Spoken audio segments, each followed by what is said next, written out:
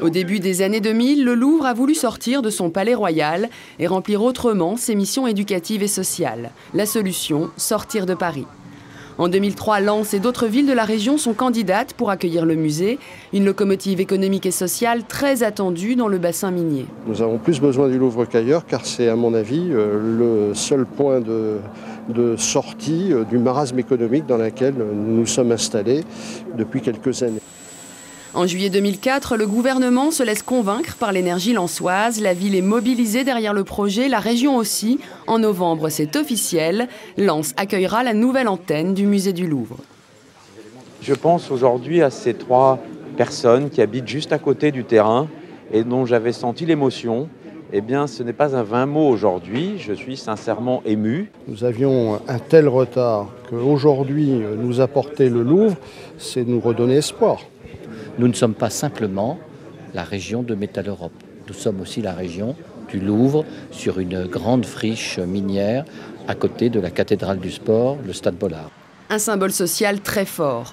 Le Louvre sera implanté près des terris de la fosse 9 bis de Lens, une autre pyramide.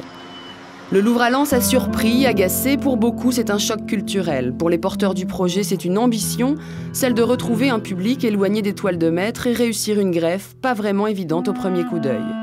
Dès le départ, le projet s'est construit avec les habitants, en témoigne la maison du projet, un lieu emblématique de cette volonté d'ancrage dans le territoire. À Lens pourtant, même si on se réjouit d'un nouvel équipement, on ne croit pas forcément à la baguette magique de la culture. Qu'ils vont mettre dedans des peintures? Vous savez pas non plus? Bon, moi je m'en fous. Moi c'est plus le football.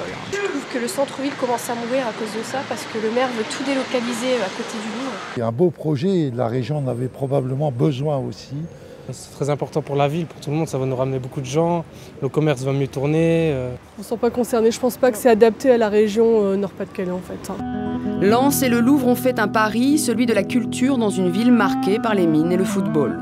La première pierre est à peine posée que déjà la greffe pose question, un enjeu avec lequel il faut être patient. Lorsque le musée de la piscine a vu le jour il y a 10 ans, sa pertinence a elle aussi été remise en cause à Roubaix. Aujourd'hui, c'est le 5e musée de France et la vitrine de la ville.